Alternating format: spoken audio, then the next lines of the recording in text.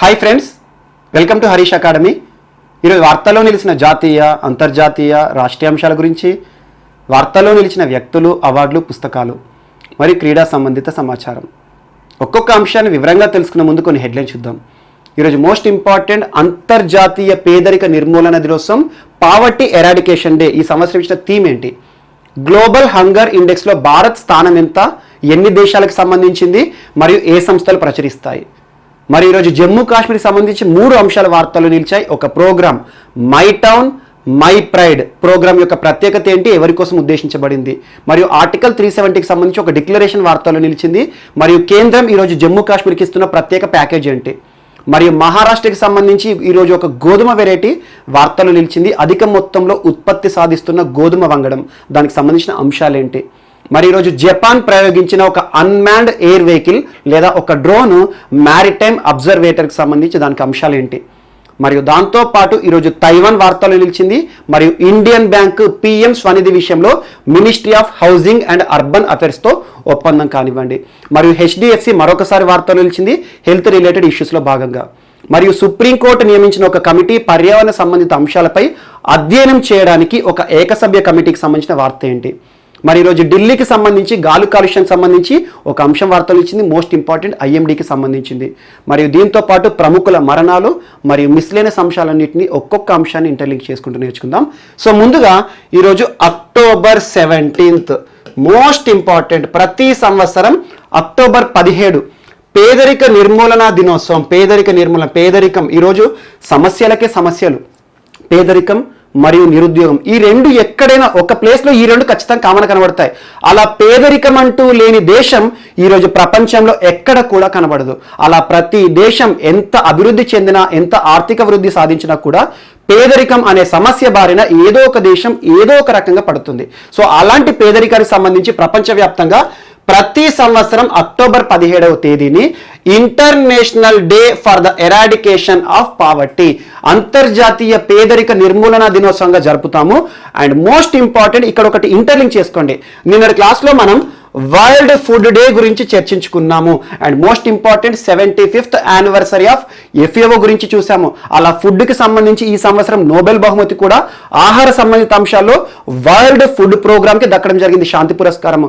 So ఇలాంటి అంశము, నిన్ననేమో ఆహారం గురించి చూసాము.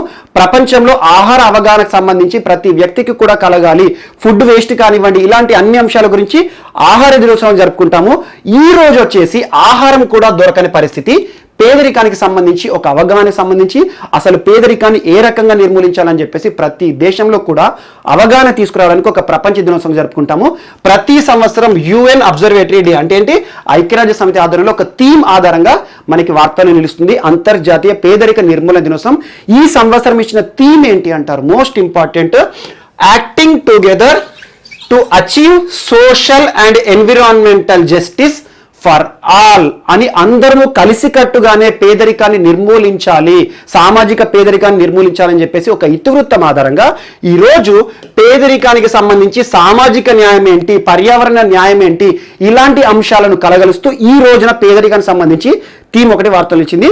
అండ్ గుర్తుంచుకోండి, థీమ్స్కు వచ్చేసేసి ఖచ్చితంగా ఇంగ్లీష్లోనే చూసుకోండి.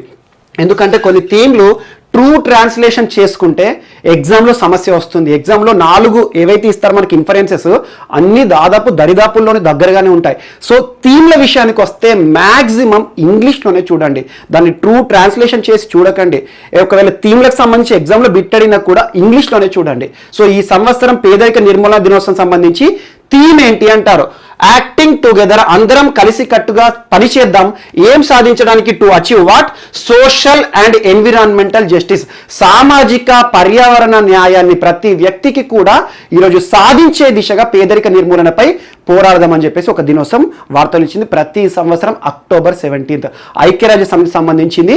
అండ్ గుర్తుంచుకోండి, నిన్నటి డేట్ అక్టోబర్ 16 ఫుడ్, ఈరోజు ఫుడ్ కూడా లేని దినోత్సవం సంబంధించింది పేదరికం. అండ్ గుర్తుంచుకోండి, నిన్నటి రోజున ప్రపంచంలో 2 సంస్థల మధ్యలో ఒక సంయుక్త సమావేశం జరిగింది. ఒకటి వరల్డ్ బ్యాంక్, డేవిడ్ మాల్పాస్ గారు ఒక అంశాన్ని ప్రస్తావించారు. వరల్డ్ బ్యాంక్ చీఫ్ ఈరోజు డేవిడ్ మాల్పాస్ అండ్ IMF సంయుక్తంగా నిర్వహించిన ఒక సదస్సులో ఏం చెప్పారంటే, నిన్న రోజు జరిగింది, అందులో ప్రస్తుతం ప్రపంచాన్ని కబలిస్తుంది ఆర్థిక మాంద్యం. ఆర్థిక మాంద్య కోరల్లో ప్రపంచం చిక్కుకుంది. ఆల్మోస్ట్ 1930 సంవత్సరం తర్వాత ప్రపంచం ఇంత పెద్ద ఎత్తులో ఆర్థిక నష్టాన్ని చూడలేదు, ఇక మీదట కూడా చూసే ప్రయత్నాలు లేవు. అంతటి విపత్కర పరిస్థితిలో ఈరోజు ప్రపంచం ఉంది. పేదరిక స్థాయిలు పెరుగుతాయని చెప్పేసి ఇటీవల ఐక్యరాజ్య సమితి WHO కూడా పేదరికానికి సంబంధించి మరింత మంది పేదలుగా మారిపోతారని చెప్పేసి ఒక రిపోర్ట్ మీకు క్రితం క్లాస్లో చెప్పాను. ఐక్యరాజ్య సమితికి సంబంధించి ఇటీవల వరల్డ్ బ్యాంక్ పేదరిక అంచనాలకు సంబంధించి ఒక రిపోర్ట్ జస్ట్ లాస్ట్ వీక్లోనే చెప్పాను. అందులో పేదరికానికి సంబంధించిన అన్ని అంశాలు ఇక్కడ లింక్ చేసుకోండి. సో అలా పేదరిక స్థాయి మరింత పెరగబోతుంది. ఎందుకంటే ప్రస్తుతం ప్రపంచమంతా కూడా విపత్కర పరిస్థితి. ఆల్రెడీ ఉపాధి ప్రశ్నార్థకం అయిపోయింది. ఉన్న ఉద్యోగాలే పోతున్నాయి. వలస కార్మికులు స్వస్థలాలకి పోతున్నారు. స్వస్థలాలకు చేరిన వలస కార్మికుల కోసం రాష్ట్ర ప్రభుత్వాలు ఏ రకంగా ప్రోత్సాహం ఇవ్వాలని చెప్పేసి తరచూ మనం ఏదో ఒక అంశంతో చర్చించుకుంటున్నాం.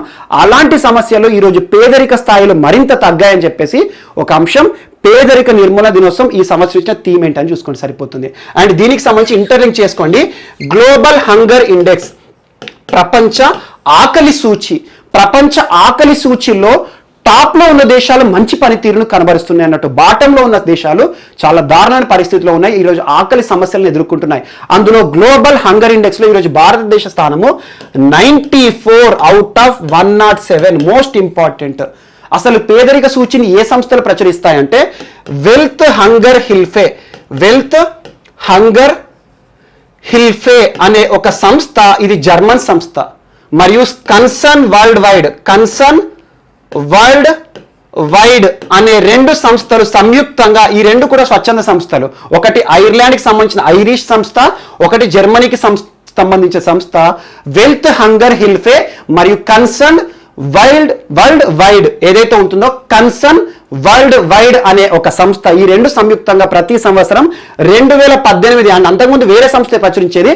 ప్రస్తుతం ఎగ్జామ్ దీని గురించి చదువుతారు. ప్రస్తుతం పేదరిక సూచి లేదా ఆకలి సూచి. సో గ్లోబల్ హంగర్ ఇండెక్స్, ప్రపంచ ఆకలి సూచికి సంబంధించి ఎవరు నివేదికను ఇస్తారు, ఎవరు ప్రచురిస్తారంటే ఈ రెండు సంస్థలు గుర్తుంచుకోండి. ఈ సంవత్సరం నివేదికలో భారతదేశం యొక్క స్థానం 94th ప్లేస్లో ఉంది out of 107. And most important, Asia ఖండంలో ఉన్న చాలా దేశాలు ఈరోజు మనం చాలా వరకు చిన్న దేశాలు, పేద దేశాలని మనం భావించే ఏ దేశాలు అయితే ఉంటాయో అవన్నీ కూడా ఈరోజు భారత్ కంటే మంచి పనితీరు కనబరుస్తున్నాయి. ఒక బంగ్లాదేశే కానివ్వండి, పాకిస్తానే కానివ్వండి, చైనా, చాలా దేశాలు ఈ రోజున భారత్ కంటే పైన ఉన్నాయి. పేదరికం సంబంధించి ఆకలి, ఈరోజు ఆకలి సమస్యలే ముఖ్యంగా పేదరికాన్ని సూచిస్తాయి.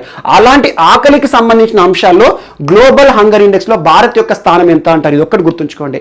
అండ్ దీనికి సంబంధించి హంగర్ ఇండెక్స్ ప్రిపేర్ చేయడానికి ఈ రెండు సంస్థలు వెల్త్ హంగర్ హిల్ఫే మరియు కన్సర్న్ వరల్డ్ వైడ్ అనే సంస్థలు ఏ ప్రామాణికాలను తీసుకుంటాయి అంటే ఒకటి చైల్డ్ నరిష్మెంట్కి సంబంధించి.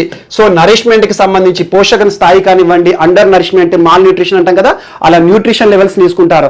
And at the same time మనకి వేస్టింగ్ రేట్ అండ్ మూడవ అంశం అసలు ఏమంటారంటే ఇక్కడ ముఖ్యంగా గుర్తుంచుకోండి, పోషణ స్థాయిలు ఒక అంశము. వేస్టింగ్ రేట్ అంటే ఏజ్కు తగినట్టుగా తన యొక్క పెరుగుదల ఉందా లేదా. అండ్ మూడవ అంశం వచ్చేసి పెరుగుదలకు సరిపడా బరువు ఉన్నాడా లేడా. And at the same time child mortality. ఇలాంటి అంశాలను ప్రాధాన్యంగా తీసుకొని 4 అంశాలు, ఒకటేంటి నరిష్మెంట్, పోషణ స్థాయిని తీసుకుంటారు. రెండవది వయసుకు తగిన ఎత్తు లేదా వయసుకు తగినంత పెరిగాడా లేదా అని చెప్పేసి.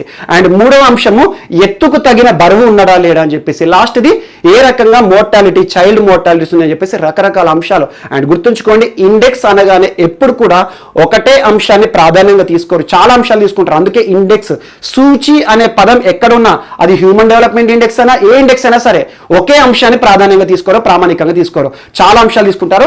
అలా గ్లోబల్ హంగర్ ఇండెక్స్ ని కన్సిడర్ చేయడానికి చాలా అంశాలు తీసుకుంటారు. 4 అంశాలు ప్రపంచంలోని ప్రతి దేశంలో, ముఖ్యంగా ఈసారి 107 దేశాలు సర్వే చేశారు.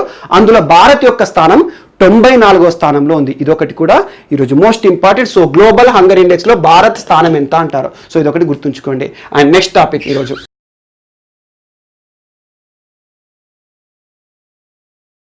అండ్ ఇటీవల జమ్మూ కాశ్మీర్ సంబంధించి చాలా అంశాలు మనం చూస్తున్నాం, తరచూ వార్తలు నిలుస్తోంది. మనం ఇటీవల బ్యాంబూ క్లస్టర్స్ గురించి చూసాము, మెకాడమైజేషన్ ఆఫ్ రోడ్స్ గురించి చూసాము, పర్యాటక రంగంలో జమ్మూ కాశ్మీర్ ఏ రకంగా కేంద్ర ప్రభుత్వం అభివృద్ధి కార్యక్రమాలు చేపడుతుందో చూస్తున్నాం. అండ్ దాంతోపాటు రక్షణ సంబంధిత అంశాల విషయంలో తరచూ జమ్మూ కాశ్మీర్లో జరుగుతున్న అభివృద్ధి కార్యక్రమాలు మన వార్తలు చూస్తున్నాం. అండ్ ముఖ్యంగా చూడండి, ఆఫ్టర్ 370 రిపీల్. సో రిపీల్ అనాలి, రాజ్యాంగంలో ఏదైనా అధికరణను తొలగించినప్పుడు డిలీట్ రిమూవ్ అనకూడదు, రిపీల్ అనాలి. So after repealing of article 370 అభివృద్ధి కార్యక్రమాలతో కేంద్ర ప్రభుత్వం ప్రత్యేక ప్యాకేజీలను కూడా ఇస్తుంది ఇటీవల జమ్మూ కాశ్మీర్ సంబంధించి. సో అలాంటి జమ్మూ కాశ్మీర్ సంబంధించి ఈరోజు 3 అంశాలు. అందులో first my town my pride అనే ఒక ప్రోగ్రాము అక్టోబర్ 19th నుండి ప్రారంభిస్తాము అని చెప్పేసి జమ్మూ కాశ్మీర్ ప్రస్తుత లెఫ్టినెంట్ గవర్నర్ మనోజ్ సిన్హా గారు ఈ రోజున పేపర్ స్టేట్మెంట్ ఇచ్చారు. మనోజ్ సిన్హా గారు, మనం తరచూ మనోజ్ సిన్హా గారి గురించి ప్రస్తావన చేస్తున్నాం. ముఖ్యంగా జీసీ ముర్ము గారు కాగ్గా వెళ్ళిన తర్వాత జమ్మూ కాశ్మీర్లో ప్రస్తుత లెఫ్టినెంట్ గవర్నర్ మనోజ్ సిన్హా గారి చేతుల మీదుగా కూడా కొన్ని అభివృద్ధి కార్యక్రమాలు ఇటీవల వార్తల్లోకి వచ్చాయి. సో ఈరోజు ఏం చెప్పారంటే, జమ్మూ కాశ్మీర్లోని ముఖ్యంగా పట్టణ ప్రాంత ప్రజలు ఎవరైతే ఉంటారో ఆ పట్టణ ప్రాంత ప్రయోజనాలు కాపాడడానికి ఈరోజు పట్టణ ప్రాంత ప్రజలకు ఒక ప్రత్యేక ప్రయోజన కార్యక్రమం తీసుకొస్తాము. అదే మై టౌన్ మై ప్రైడ్ అనే ఒక ప్రోగ్రాం. దీని ద్వారా ప్రభుత్వం నుండి ఏవైతే ఇప్పటి వరకు ప్రజలకి సౌకర్యాలు వస్తాయో, పట్టణ ప్రాంత ప్రజలకి సౌకర్యాలు వస్తాయో వాటన్నిటిని కూడా డోర్ స్టెప్స్ లోనే అవైలబుల్ ఉండేలా ప్రభుత్వం చర్యలు చేస్తుంది. అలా పట్టణ ప్రాంత ప్రజలందరికీ కూడా ఈ రోజున మరింత ప్రయోజనం కలిగే విధంగా జమ్మూ కాశ్మీర్ మరొకసారి వార్తలోకి వచ్చింది. అండ్ అక్టోబర్ 19th నుండి దీన్ని లాంచ్ చేస్తాం ప్రోగ్రామ్ అని చెప్పారు. అండ్ గుర్తుంచుకోండి, పట్టణ ప్రాంతాల కోసం ఇటీవల మనం 2వ కార్యక్రమం చర్చించుకోవడం, ఎక్స్క్లూజివ్గా పట్టణ ప్రాంత ప్రజల కోసం. ఇటీవల మనం చూసాం ఒడిశాకి సంబంధించి Sujal drink from tap mission అనే ప్రోగ్రాము ఇటీవల ఒడిశా రాష్ట్ర ప్రభుత్వం ప్రారంభించింది. పట్టణ ప్రాంత ప్రజలకి 24/7 ట్యాప్ ద్వారా మంచినీటి సౌకర్యాన్ని కల్పించడం. అలాంటి పట్టణ ప్రాంత ప్రజలకు సంబంధించి జమ్మూ కాశ్మీర్ సంబంధించి ఈ రోజున మై టౌన్ అంటే నా పట్టణము నా గర్వకారణం, నా కోసమే నా యొక్క ప్రయోజనాలు అని చెప్పేసి ప్రభుత్వం నుండి మరిన్ని ప్రయోజనాలు ఈ రోజు ప్రజలకి మరింత సులభ పద్ధతుల్లో అందుబాటులో ఉండాలని చెప్పేసి ప్రభుత్వం తీసుకొస్తుంది. అండ్ అక్టోబర్ 19th ఈ ప్రోగ్రామ్ లాంచ్ చేసిన తర్వాత అందులో ప్రభుత్వం ఏ సౌకర్యాలు ఇస్తుంది, పబ్లిక్ డిస్ట్రిబ్యూషన్ సిస్టమ్ సంబంధించి డోర్ డెలివరీ ద్వారా రేషన్ ఇస్తుందా, ఎలాంటి అంశాలు అవన్నీ కూడా అధికారికంగా వచ్చిన తర్వాత మనం చూద్దాం. సో ఈ యొక్క అంశం వార్త నిలిచింది. మై టౌన్ మై ప్రైడ్ అనే ప్రోగ్రాము ఇటీవల పట్టణ ప్రాంత ప్రజల కోసం ఉద్దేశించబడిన పథకం కోసము ఏ రాష్ట్రం లేదా ఏ కేంద్ర పాలిత ప్రాంతం వార్తల్లో నిలిచింది అంటారు. సో జమ్మూ కాశ్మీర్కి సంబంధించిన అంశం most important. And next Gupkar declaration. So Gupkar declaration అనేది ఈ రోజున వార్తల్లోకి వచ్చింది కాదు, గడిచిన 1.5 year ఆల్మోస్ట్ 1 yearకి పైగా వార్తాపత్రికల్లో తరచూ కనబడుతుంది. గుపకార్ డిక్లరేషన్ అనేది August 4th 2019లో మొదటిసారి వార్తల్లోకి వచ్చింది. యాక్చువల్లీ ఏంటి గుపకార్ డిక్లరేషన్ అంటే, ఈ రోజున ఆర్టికల్ 370 అనేది తొలగించబడింది రాజ్యాంగం నుండి. అంతకుముందు పరిస్థితులు ఎలా ఉండే మీరు చూడండి. ఆర్టికల్ 370 పరిస్థితుల కాలంలో జమ్మూ కాశ్మీర్ ప్రత్యేక రాష్ట్రంగా ఉండేది. విత్ ఇన్ ఇండియాలోనే ప్రత్యేక రాజ్యాంగ సౌకర్యాలు కూడా కలిగి ఉండేది. అంటే ఏంటి, వారి యొక్క పదవీ కాలం కానివ్వండి, అసెంబ్లీ టెన్యూర్ ఎక్కువగా ఉండేది. And at the same time ఆ రాష్ట్ర ప్రభుత్వ విధానాలు కానివ్వండి, వారికంటూ ప్రత్యేక సౌకర్యాలు, ప్రత్యేక హోదా కల్పించబడిన ఆర్టికల్ 370 కేంద్ర ప్రభుత్వం రాజ్యాంగ సవరణ ద్వారా తొలగించకూడదని చెప్పేసి రాష్ట్రంలో ఉన్న జమ్మూ కాశ్మీర్ రాష్ట్రంగా ఉన్నప్పుడు ఆ రాష్ట్రంలో ఉన్న రాజకీయ పార్టీలన్నీ ఒక సంకీర్ణంగా ఏర్పడి ఒక డిక్లరేషన్ చేసుకున్నారు August 4th 2019 రోజున. సో రాష్ట్రంలో ఉన్న రాజకీయ పార్టీ వాళ్ళందరూ మన ఈరోజు రాజకీయ పార్టీల యొక్క ప్రయోజనాల కంటే కూడా రాష్ట్ర ప్రయోజనాలే ముఖ్యం. అందుకోసము అన్ని రాజకీయ పార్టీలన్నీ ఏకతాటికి పై వచ్చి గుపకార్ డిక్లరేషన్ పైన సైన్ చేశాయి. అయినా కూడా కేంద్ర ప్రభుత్వం తొలగించింది. ఆ గుపకార్ డిక్లరేషన్ యొక్క ఉద్దేశం ఏంటంటే, ఆర్టికల్ 370 ప్రత్యేక హోదా ఏదైతే ఉందో జమ్మూ కాశ్మీర్ కల్పిస్తున్నారో దానిని కేంద్ర ప్రభుత్వం తొలగించకూడదు, పార్లమెంట్ తొలగించకూడదు అని చెప్పేసి ఏకతాటిపై వచ్చి ఉద్యమం ప్రారంభించారు. అలాంటి సమయంలో కేంద్ర ప్రభుత్వం మనం చూసాము ఆర్టికల్ 370 పార్లమెంట్లో తొలగించడం జరిగింది. అట్ ద సేమ్ టైం ఈ గుపకార్ డిక్లరేషన్ లో సైన్ చేసిన రాజకీయ నాయకులు ఎవరైతే ఉంటారో వారందరినీ కూడా గృహ నిర్బంధంలోకి పెట్టింది. మనం చూసాము కొన్ని ప్రముఖ రాజకీయ పార్టీలు జమ్మూ కాశ్మీర్ రాష్ట్రంగా ఉన్నప్పుడు కొంతమంది మాజీ ముఖ్యమంత్రులు, ఈరోజు ముఖ్యంగా చూడండి పీపుల్స్ డెమోక్రటిక్ పార్టీ పీడీపీ అంటారు, Jammu Kashmir PDP party, people's declaration పార్టీకి సంబంధించి మాజీ ముఖ్యమంత్రి మెహబూబా ముఫ్తీ గారు జస్ట్ 2 days బ్యాక్ గృహ నిర్బంధం నుండి బయటకు వచ్చారు. రాగానే మళ్ళీ జమ్మూ కాశ్మీర్కి ప్రత్యేక హోదా ఇవ్వాల్సిందని మళ్ళీ ఉద్యమం ప్రారంభించారు. అండ్ సెకండ్ ఇంకొక party national conference party. National conference పార్టీకి సంబంధించి ఒకప్పుడు మనం ఫరూక్ అబ్దుల్లాను చూసాం, రీసెంట్ గా ఉమర్ అబ్దుల్లా గారు. సో మాజీ రాష్ట్ర ముఖ్యమంత్రి ఒమర్ అబ్దుల్లా తను నేషనల్ కాన్ఫరెన్స్ పార్టీ కానివ్వండి, ఇలాంటి పార్టీలు అన్ని కలిసి జమ్మూ కాశ్మీర్లో 6 పార్టీలు అలయన్స్ గా ఏర్పడి గుపకార్ డిక్లరేషన్ అని చెప్పేసి ఒక అనౌన్స్మెంట్ చేసుకున్నారు. అయినా కేంద్ర ప్రభుత్వం తొలగించడం, పబ్లిక్ సేఫ్టీ యాక్ట్ ని ప్రయోగించి ఈ రాజకీయ నాయకులందరినీ కూడా కేంద్ర ప్రభుత్వం గృహ నిర్బంధం చేసింది. ఆ జమ్మూ కాశ్మీర్ రాష్ట్ర హోదా తొలగించిన తర్వాత, కేంద్ర పాలిత ప్రాంతంగా ప్రకటించిన తర్వాత ఈ రోజు రాష్ట్ర ప్రజలకు కల్పించిన కొన్ని స్వేచ్ఛాకుల పైన కూడా కేంద్రం కొన్ని అంశాల విషయంలో దృష్టి సారించి మనం చూస్తున్నాం. ఆల్మోస్ట్ లాక్డౌన్ అనేది మన ఇండియాలో March 15 నుండి మనం చూస్తున్నాం కరోనా పరిస్థితుల కాలంలో. కానీ జమ్మూ కాశ్మీర్కి సంబంధించి లాక్డౌన్ అనేది ఆల్మోస్ట్ 1 year నుండి అమల్లో ఉంది. రాష్ట్ర ప్రజలకు సంబంధించి చాలా భారీ ఎత్తున ఉద్యమాలు జరుగుతాయి అని చెప్పేసి కేంద్ర ప్రభుత్వం భావించింది. ఎందుకు ఈరోజు ఒక రాష్ట్రానికి ప్రత్యేక హోదా కానీ ప్రత్యేక సౌకర్యం ఉందనుకోండి, దాన్ని తొలగిస్తాము అంటే ఏ రాష్ట్రం వారైనా ఏ కేంద్ర పాలిత ప్రాంతం వారైనా ఉద్యమాలు చేస్తారు, గొడవలు చేస్తారు. అలాంటి వాటిని అరికట్టడానికి కేంద్ర ప్రభుత్వం అక్కడ కొన్ని కర్ఫ్యూ లాంటి వాతావరణాన్ని క్రియేట్ చేసింది. అవన్నీ మనం చూసాము. సో మనకి ఇంటర్నెట్ కనెక్షన్ తొలగించడం కానివ్వండి, రాజకీయ నాయకుల గృహ నిర్బంధము, అవన్నీ జరిగాయి. ఈ రోజున ఒక్కొక్క రాజకీయ నాయకులు రిలీజ్ అవుతున్నారు, గృహ నిర్బంధం నుండి బయటకు వస్తున్నారు. జస్ట్ 2 days బ్యాక్ పీడీపీ పార్టీకి సంబంధించి మెహబూబా ముఫ్తీ గారు బయటకు వచ్చారు. అంతకుముందు ఒక 2 months బ్యాక్ మనం చూసాము ఒమర్ అబ్దుల్లా గారు. సో ఒమర్ అబ్దుల్లా గారు కూడా బయటకు రాగానే రాష్ట్రం హోదా తొలగించారు కాబట్టి జమ్మూ కాశ్మీర్ ప్రత్యేకంగా ఏ పరిస్థితులు అయితే ఉండేనో అలాంటి ప్రాంతాన్ని మళ్ళీ నేను చూడాలనుకుంటున్నాను. మళ్ళీ జమ్మూ కాశ్మీర్కి ప్రత్యేక హోదా కల్పించే వరకు ఎలాంటి ప్రత్యక్ష రాజకీయాల్లో మా పార్టీ కానీ నేను కానీ పోటీ చేయను అని ఒమర్ అబ్దుల్లా కూడా డిక్లేర్ చేశారు. అదన్నీ మనం చూసాము. సో అలాంటి అంశము మరొకసారి గుపకార్ డిక్లరేషన్ ఈ ఇయర్ August 22, 2020లో గుపకార్ డిక్లరేషన్ 2 అనేది వార్తల్లోకి వచ్చింది. సో దీని యొక్క ఉద్దేశం ఏంటి? ఎలాగో కేంద్ర ప్రభుత్వము ఆర్టికల్ 370ని తొలగించింది. కానీ తొలగించిన ఆర్టికల్ 370 ఏదైతే ఉంటుందో, జమ్మూ కాశ్మీర్కి ప్రత్యేక హోదా ఏదైతే ఉంటుందో దానిని మళ్ళీ జమ్మూ కాశ్మీర్కి పునర్వైభవం తీసుకురావాలి, మళ్ళీ యాజ్ ఇట్ ఈస్ సిచ్యువేషన్ తీసుకురావాలని చెప్పేసి గుపకార్ డిక్లరేషన్ 2 కింద రాజకీయ పార్టీలన్నీ మళ్ళీ కలుస్తున్నాయి. అండ్ ఈ రోజున జస్ట్ 2 days బ్యాక్ కూడా మనం చూసాం, మెహబూబా ముఫ్తీ గారు రిలీజ్ కాగానే గృహ నిర్బంధం, పబ్లిక్ సేఫ్టీ యాక్ట్ అంటే ఏంటి, నేషనల్ పబ్లిక్ సేఫ్టీ యాక్ట్ ఏంటి, Jammu Kashmir public safety act ఏంటి, ఇవన్నీ మనం చట్టాల గురించి క్రితం క్లాస్లో చూసాము. సో అలా పబ్లిక్ సేఫ్టీ యాక్ట్ నుండి ఈ రోజు గృహ నిర్బంధం నుండి బయటికి రాగానే మెహబూబా ముఫ్తీ గారు రాష్ట్ర ప్రజలను ఉద్దేశించారు. అంటే ఇంకా రాష్ట్రంగానే ట్రీట్ చేస్తున్నాము, జమ్మూ కాశ్మీర్కి ప్రత్యేక హోదా మళ్ళీ ఇచ్చే వరకు మా ఉద్యమం సాగుతుంది అని చెప్పేసి మరొకసారి వార్తలు ఇచ్చారు. సో అదే గుపకార్ డిక్లరేషన్ అంటే ఏంటి, జమ్మూ కాశ్మీర్ ఆర్టికల్ 370కి సంబంధించి బిఫోర్ ఒకసారి అలయన్స్ అయ్యారు, ఆఫ్టర్ ఒకసారి. బిఫోర్ ఏంటి, ఆర్టికల్ 370 తొలగించకూడదని. ఆఫ్టర్ అంటే ఏంటి, August 22, 2020లో ఉద్దేశం ఏంటి, మళ్ళీ జమ్మూ కాశ్మీర్కి ప్రత్యేక హోదా తీసుకురావాలి. ఈ రకంగా గుపకార్ డిక్లరేషన్ మరొకసారి తరచూ వార్తలు నిలుస్తుంది. సో అలా జమ్మూ కాశ్మీర్ సంబంధించి ఈ రోజున పెద్ద ఎత్తున కనబడింది. ఇది ఒకటి ఇంపార్టెంట్. అండ్ నెక్స్ట్, కేంద్ర ప్రభుత్వం ఈ రోజు జమ్మూ కాశ్మీర్కి ప్రత్యేక ప్యాకేజీ కింద 520 కోట్ల రూపాయలను విడుదల చేసింది. మోస్ట్ ఇంపార్టెంట్, 520 కోట్ల రూపాయలు. ఎందుకు అంటే ఏ ప్రోగ్రాంలో భాగంగా అంటే Deen Dayal Antyodaya Yojana national rural livelihood machine లో భాగంగా. నేషనల్ రూరల్ లైవ్లీహుడ్ మిషన్ అంటే ఏంటి, జాతీయ గ్రామీణ ఉపాధి మిషన్ అన్నట్టు. అంటే గ్రామీణ ప్రాంతాల్లో ఉపాధి అవకాశాలు కల్పించడము, స్వయం ఉపాధి కోసం ప్రభుత్వాలు ప్రోత్సహించడము, అందుకోసం ప్రత్యేక ప్రోత్సాహాలను ప్రజల కోసం ఇవ్వడం, ముఖ్యంగా గ్రామీణ ప్రాంతాల కోసం. అలా జమ్మూ కాశ్మీర్లో ఉన్న గ్రామీణ ప్రాంత ప్రజల ప్రయోజనార్థము కేంద్ర ప్రభుత్వం ఈ ప్రోగ్రాంలో భాగంగా 520 కోట్ల రూపాయల ప్రత్యేక ప్యాకేజీని మరొకసారి రిలీజ్ చేసింది. అండ్ ఇటీవల కేంద్ర ప్రభుత్వం చాలా ప్యాకేజెస్ ఇస్తుంది, ముఖ్యంగా జమ్మూ కాశ్మీర్ సంబంధించి. కేంద్ర ప్రభుత్వం ఈరోజు గుపకార్ డిక్లరేషన్ అంటున్నాను, వాళ్ళు చేస్తున్న ఉద్యమం ఏంటి, జమ్మూ కాశ్మీర్కి ప్రత్యేక హోదా ఉండాల్సిందే, అలా ఉంటేనే సుఖ సంతోషాలుగా ఉంటామని. కానీ ప్రజల నమ్మకం అనేది ఏ దేశంలోనైనా శిరోధార్యం. ఈరోజు ప్రజలు ఆఫ్టర్ 370 ఆర్టికల్ ఏదైతే ఉంటుందో, ఆర్టికల్ 370 తొలగించిన తర్వాతనే అద్భుతంగా ఉంది మా ప్రాంతం అని ప్రజలు కూడా భావించాలి. అందుకోసం కేంద్ర ప్రభుత్వం కూడా అభివృద్ధి కార్యక్రమాలతో తరచూ జమ్మూ కాశ్మీర్లో చాలా అభివృద్ధి కార్యక్రమాలతో ప్యాకేజీలతో వస్తుంది. సో అలాంటి అంశమే ఈ రోజున ప్రత్యేక ప్యాకేజీ విడుదల చేయడం జరిగింది.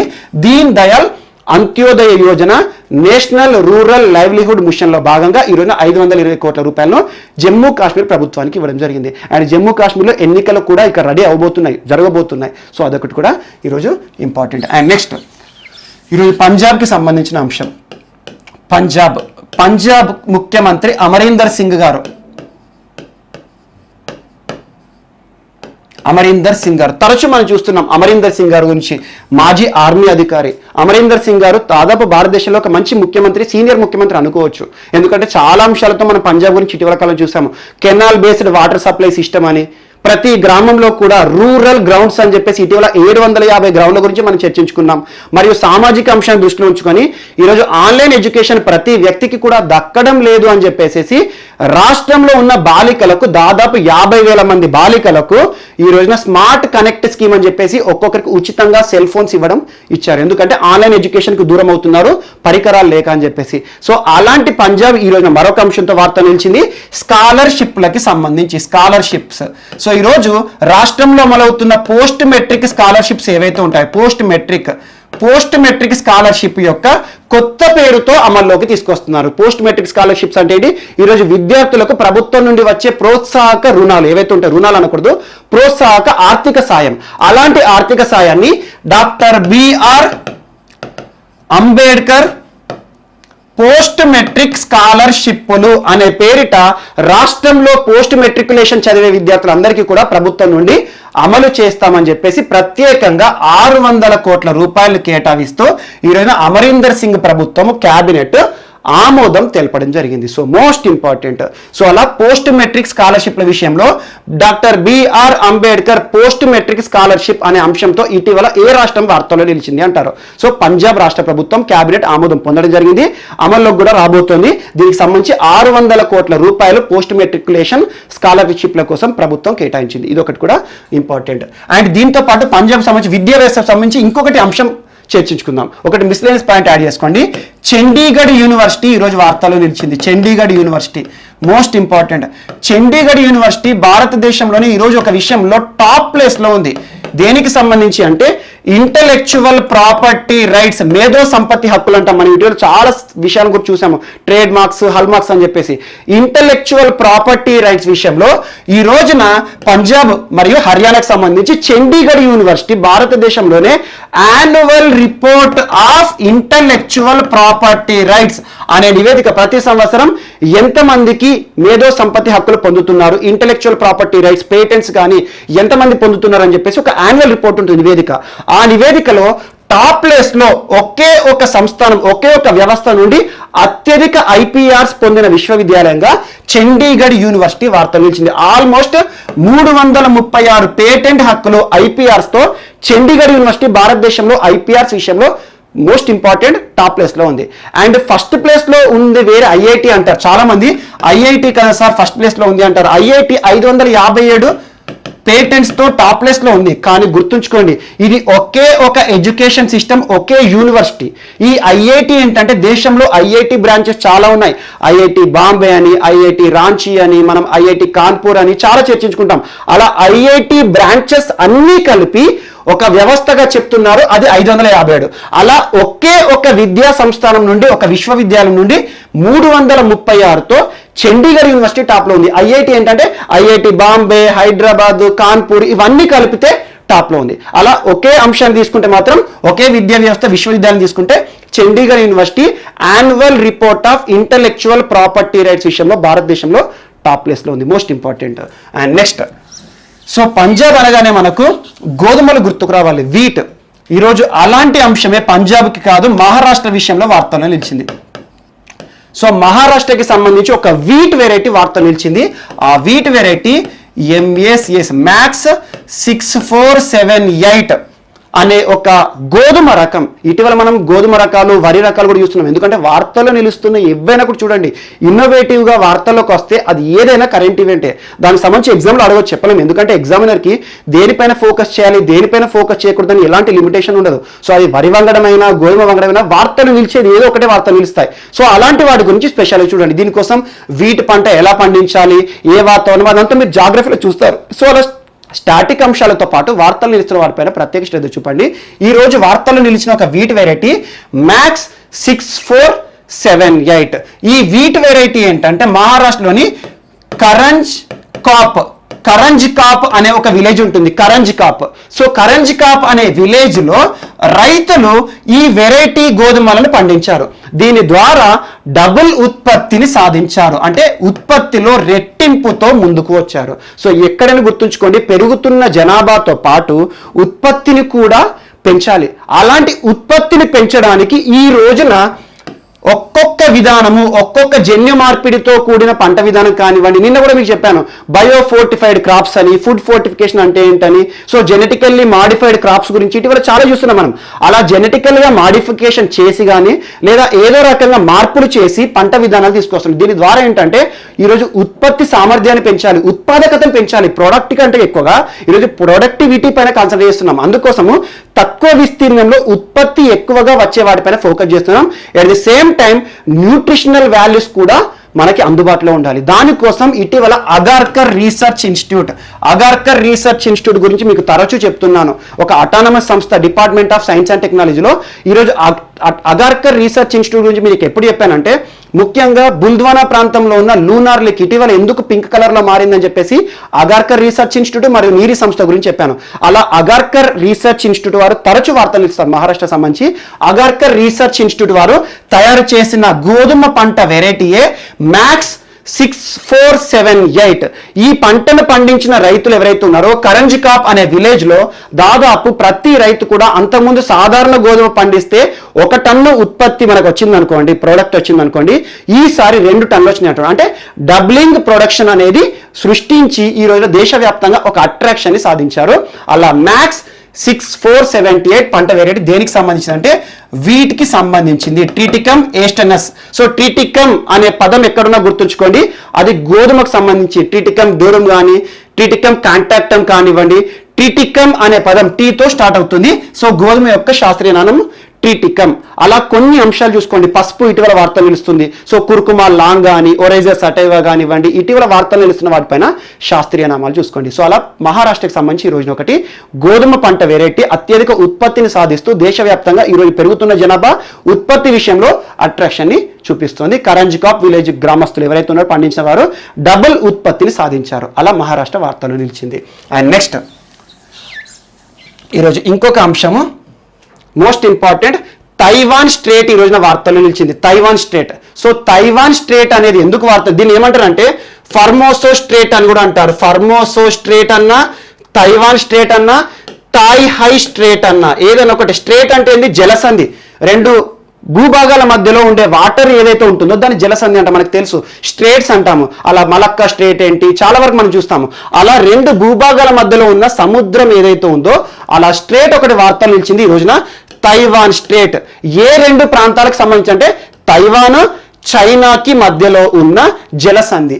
ఎందుకు ఇటీవల వివాదాస్పదం అవుతుంది? అండ్ గుర్తుంచుకోండి, తరచూ చైనా ఈరోజు చాలా వరకు కూడా పక్క దేశాల పైన, వారి భూభాగాల పైన ఈరోజు విస్తరణవాద ఆకాంక్షతో బతుకుతోంది. అలాంటి చైనాకి సంబంధించి ఈరోజు తైవాన్ స్ట్రేట్ వార్త నిలిచింది. కానీ ఈ 2 దేశాలకు సంబంధించింది కాదు. ఇటీవల అమెరికాకి సంబంధించి ఒక షిప్ ఈ ప్రాంతంలో నుండి వెళ్ళేటప్పుడు ఎండ్రేజ్ అయిపోయింది. ఆటోమేటిక్గా చైనా ఈ షిప్ పైన ఆగ్రహం చూపించింది. అమెరికాకు సంబంధించి షిప్ పైన ఆటోమేటిక్గా మళ్ళీ అమెరికా చైనాకి సంబంధించి మళ్ళీ ఇప్పుడు జరగబోతాయి కన్సిక్వెన్సెస్. ఏం చేస్తున్నారు? ఈ ప్రాంతం అంతా మా ప్రాంతమే, ఇక్కడ నుండి వెళ్ళకూడదని చెప్పేసి దానిపైన కొన్ని ఆంక్షలు విధించారు. అలా ఒక అమెరికన్ షిప్ విషయంలో ఈరోజు తైవాన్ స్ట్రేట్ అనేది వార్తలు నిలిచింది.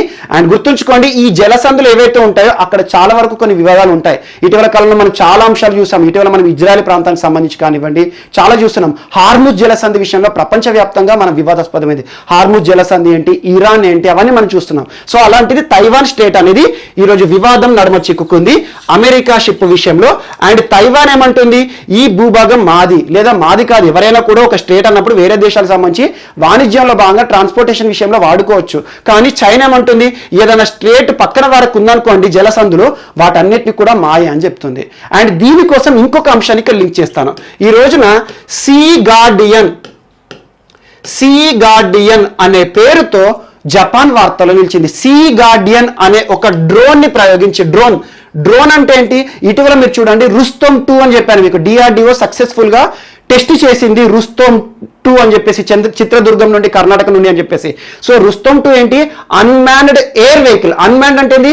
మానవ రహిత విమానం. ఈ రోజున డ్రోన్స్ చాలా వరకు మనకు సర్వీసెస్ ఇస్తున్నాయి. అలా రుస్తోమ్ 2 ఏదైతే ఉంటుందో నిఘా వ్యవస్థ, శత్రు దేశాలకు సంబంధించి రాడార్ వ్యవస్థ విషయంలో మనం చూసాము. అలాంటిది ఈ రోజు సీ గార్డియన్ అనే పేరుతో ఒక అన్మాన్డ్ విమానం, ఎయిర్ వెహికల్ ని, ఒక డ్రోన్ ని ఈరోజు జపాన్ టెస్ట్ చేసింది. దేని విషయంలో అంటే ముఖ్యంగా ఏ ప్రాంతంలో అంటే సరికు అనే సముద్ర ప్రాంతంలో. సరికు జపాన్కి సరిహద్దులో ఉంటుంది సరికు అనే ప్రాంతం. ఎందుకు అంటే అదంతా ఈస్ట్ చైనా సీ ప్రాంతంలో, మరి ముఖ్యంగా నార్త్ ఈస్ట్ జపాన్ ప్రాంతంలో. ఆ ప్రాంతంలో ఇప్పటి వరకు చైనా వారి యొక్క బలాన్ని చూపిస్తోంది. అండ్ గుర్తుంచుకోండి, సౌత్ చైనా సీ మాదే అంటది, స్ట్రేట్ ఆఫ్ ఏదైతే ఉందో తైవాన్ స్ట్రేట్ ని మాదే అంటది. ఈరోజు సరికు ప్రాంతం ఏదైతే ఉంటుందో అక్కడ ఉండే స్ట్రేట్ లాంటి ప్రాంతము జపాన్ కి సంబంధించి దగ్గరలో ఉండే ప్రాంతాన్ని కూడా మాదే అని చెప్తుంది. సో ప్రపంచంలో ఏ అడుగు కనబడ్డది మాదే అని చెప్పేసి విస్తరణవాదాన్ని ప్రకటిస్తుంది చైనా. కొన్ని రోజులు అయితే ప్రపంచమంతా నాదే అని చెప్పే పరిస్థితి వస్తుంది కావచ్చు. సో అలాంటిది సరికు అనే ప్రాంతంలో ఒక డ్రోన్ వ్యవస్థని టెస్ట్ చేసింది. ఎందుకంటే ముఖ్యంగా మ్యారిటైమ్ అబ్జర్వేషన్. మ్యారిటైమ్ అనే పదం ఎక్కడున్నా గుర్తుంచుకోండి, సముద్రం పైన నిఘా వ్యవస్థ. మ్యారిటైమ్ సముద్రానికి సంబంధించి. సో మ్యారిటైమ్ అబ్జర్వేటరీ డ్రోన్ ఇటీవల వార్తల్లోకి వచ్చింది.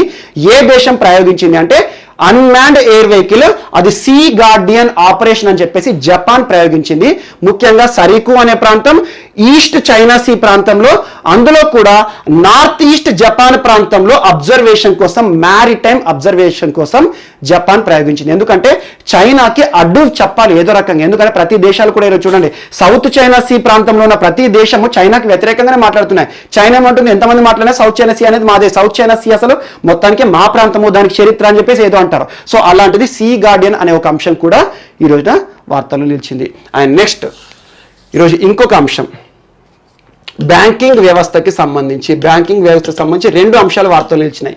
ఈరోజు Indian bank ministry of housing and urban affairs తో ఒప్పందం చేసుకుంది. Ministry of housing and urban affairs, Hardeep Singh puri గారు. తరచూ మీకు చెప్తున్నాను ఒక అంశం విషయంలో, పిఎం స్వనిధి విషయంలో. పిఎం స్వనిధి, ప్రధానమంత్రి స్ట్రీట్ వెండర్స్ ఆత్మ నిర్భర్ నిధి. అంటే వీధి వ్యాపారులు ఎవరైతే ఉంటారో, చిన్న చిన్న వ్యాపారాలు చేసుకుంటూ వీధుల పంట రోడ్లపైన ఎవరైతే ఉంటారో, చిన్న చిన్న టేలాలు కానివ్వండి, వారు ఎవరైతే లాక్డౌన్ వల్ల కరోనా పరిస్థితుల కాలంలో దెబ్బతిన్నారో, అంతకు ముందు మార్చి 22 లోపల ఎవరైతే వీధి వ్యాపారులుగా ఉన్నారో స్ట్రీట్ వెండర్స్ అందరికి కూడా రుణ సదుపాయాన్ని ఇస్తుంది ఆత్మ నిర్భర్ భారత్ అభియాన్లో భాగంగా.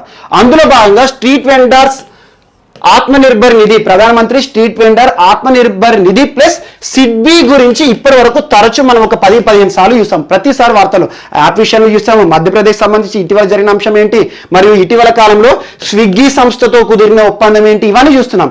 అలాంటి ఈ రోజు పిఎం స్వనిధి మరొకసారి వార్త నిలిచింది. దేనికి సంబంధించి అంటే ఇండియన్ బ్యాంక్ ఈ రోజున ministry of housing and urban affairs తో ఒప్పందం చేసుకుంది. వేటి కోసం అంటే ఈరోజు పిఎం స్వనిధి కింద ఇచ్చే సబ్సిడీ రుణాలు ఏవైతే ఉంటాయో అందులో మా బ్యాంకు నుండి కూడా కల్పిస్తాము. సో ఇప్పటివరకు సిడ్బీ అండర్ కంట్రోల్లో ఉండేది, ఇండియన్ బ్యాంక్ కూడా మేము కూడా చేస్తామని చెప్పేసి ఇటీవల ఏ బ్యాంకు పిఎం స్వనిధి విషయంలో ఒప్పందం విషయంలో దగ్గరకు వచ్చింది అంటారు. అండ్ ఏ సంస్థ అంటే స్విగ్గీ, అదొకటి గుర్తుంచుకోండి. ఎందుకంటే పిఎం స్వనిధి రుణాలు, దానికి వచ్చే సబ్సిడీస్ ఏవైతే ఉంటాయో మా బ్యాంకు ద్వారా కూడా ఈరోజు స్ట్రీట్ వెండర్స్ కి రుణాలు ఇస్తామని చెప్పేసి ఒక ఒప్పందం జరిగింది. అండ్ ఇటీవల ఇండియన్ బ్యాంక్ తరచూ వార్తలు మనం చూస్తున్నాం.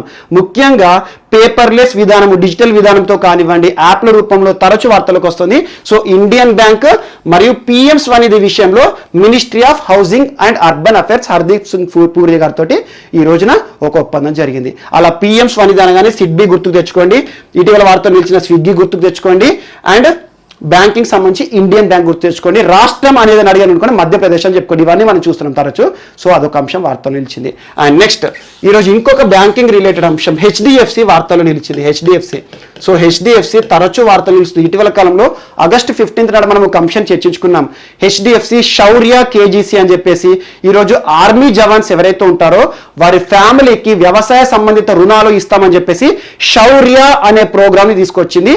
వ్యవసాయ పంటల రుణాలకు సంబంధించి కేజీసీ, కిసాన్ క్రెడిట్ కార్డు ఏదైతే ఉందో, కిసాన్ గోల్డ్ కార్డు సంబంధించి కేజీసీ కార్డు శౌర్య విషయంలో. అలాంటి హెచ్డిఎఫ్సి ఈ రోజున అపోలో సంస్థతో ఒక ఒప్పందం చేసుకుంది. అపోలో, ఈ ఒప్పందం యొక్క ఉద్దేశం ఏంటంటే హెచ్డిఎఫ్సి కస్టమర్స్ ఎవరైతే ఉంటారో వారందరికీ ఒక ప్రోగ్రామ్ ని ప్రారంభించారు. ఆ ప్రోగ్రామ్ పేరు హెల్దీ లైఫ్ ప్రోగ్రామ్.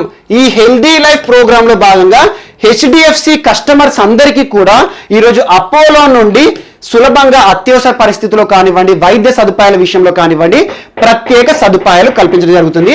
అలా హెచ్డిఎఫ్సి మరియు అపోలోకి సంబంధించి ఒక అంశం వార్తలు నిలిచింది. మోస్ట్ ఇంపార్టెంట్ బ్యాంకింగ్ కి సంబంధించి ఈరోజు 2 అంశాలు. ఒకటి ఇండియన్ బ్యాంక్ పిఎం స్వనిధి విషయంలో ministry of housing and urban affairs తో జరిగిన ఒప్పందము, and HDFC healthy life program అని చెప్పేసి వారి యొక్క కస్టమర్స్ ఎవరైతే ఉంటారో వారికి వైద్య సదుపాయాల విషయంలో అత్యాధునిక వైద్య సదుపాయం కల్పించాలని అపోలో హాస్పిటల్స్ తో ఒక ఒప్పందం కలిగింది ఎక్స్క్లూజివ్ గా హెచ్డిఎఫ్సి కస్టమర్స్ సంబంధించి. ఇది ఏంటంటే ఇవి 2 కూడా బ్యాంకింగ్ సంబంధించి బిట్స్ అడుగుతారు. ఇది ఒకటి ఇంపార్టెంట్. అండ్ నెక్స్ట్ ఈరోజు ఇంకొకటి సిఎస్సి వార్తలు నిలిచింది, centre for science and environment. ఇటీవల చాలాసార్లు చెప్పాను, ఇటీవల పంటలపై వాడకూడని డ్రగ్స్ అని చెప్పేసి సిఎస్సి కొన్ని రిఫార్మ్స్ కూడా వచ్చింది.